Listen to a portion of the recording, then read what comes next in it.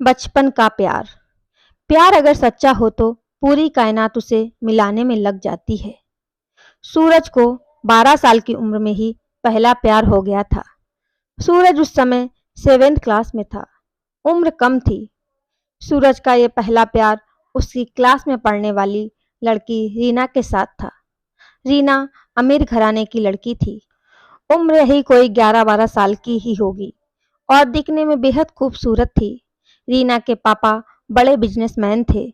काम अच्छा था। अच्छे पैसे वाले लोग थे।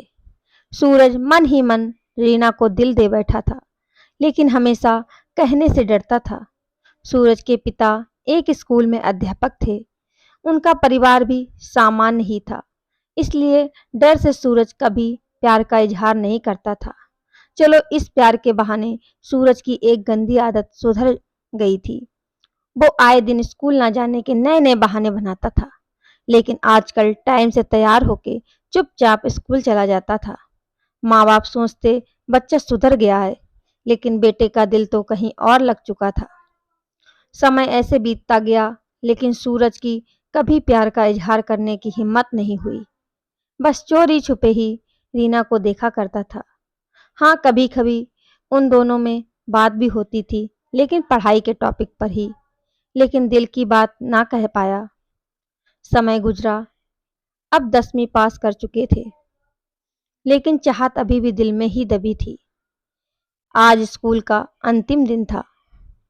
सूरज मन ही मन उदास था कि शायद अब रीना को शायद ही देख पाएगा, क्योंकि सूरज के पिता की इच्छा थी कि 10वीं के बाद बेटे को बड़े शहर में पढ़ाने भेजें।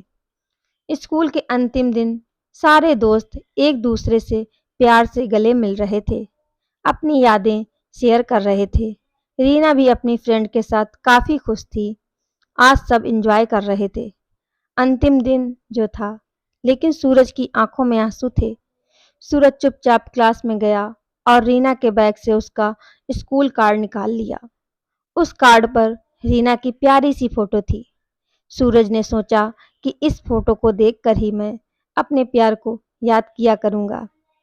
बैंक से लोन लेकर पिताजी ने सूरज को बाहर पढ़ने भेज दिया। रीना के पिता ने भी किसी दूसरे शहर में बड़ा मकान बना लिया और वहां शिफ्ट हो गए। सूरज अब हमेशा के लिए रीना से जुदा हो चुका था। समय अपनी रफ्तार से बीतता गया। सूरज ने अपनी पढ़ाई पूरी की और अब एक बड़ी कंपनी में नौकरी भी करने लगा था। अच्छी तनख्वाह भी थी, लेकिन जिंदगी में एक कमी हमेशा खलती थी, वो थी रीना। लाख कोशिशों के बाद भी वो फिर कभी रीना से मिल नहीं पाया था। घर वालों ने सूरज की शादी एक सुंदर लड़की से कर दी और संयोग से उस लड़की का नाम भी रीना ही था। सूरज जब भी अपनी पत्नी को रीना नाम से पुकारता, उसके दिल की धड़कन तेज हो उठती थी। आंखों के आगे बचपन की तस्वीर उभर आया करती थी। पत्नी को उसने कभी इस बात का एहसास ना होने दिया था, लेकिन आज भी रीना से सच्चा प्यार करता था। एक दिन सूरज कुछ फाइल्स तलाश कर रहा था कि अचानक उसे रीना का वो बचपन का कार्ड मिल गया। उस पर छपे रीना के प्यारे से चेहरे को देखकर वो भावुक हो उठा कि तभी पत्नी अंदर आ गई और उसने भी वह फोटो देख ली। पत्नी, यह कौन है? जरा इसकी फोटो मुझे दिखाओ। सूरज, अरे कुछ नहीं, ये ऐसे ही बचपन में दोस्त थी। पत्नी, अरे यह तो मेरी ही फोटो है। ये मेरा बचपन का फोटो है। देखो, ये लिखा है मेरे स्कूल का नाम जहां मैं पढ़ती थी। सूरज यह सुनकर खुशी से पागल सा हो गया। क्या ये तुम्हारी फोटो है? मैं इस लड़की से बचपन से बहुत प्यार करता हूँ। रीना ने अपने पति को अपनी पर्सनल डायरी दिखाई, जहां रीना की कई बचपन की फोटो लगी थी।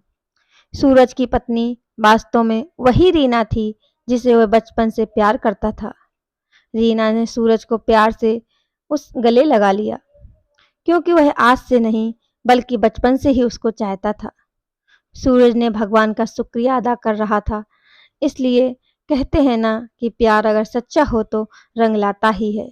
ठीक वही हुआ सूरज और रीना के साथ भी।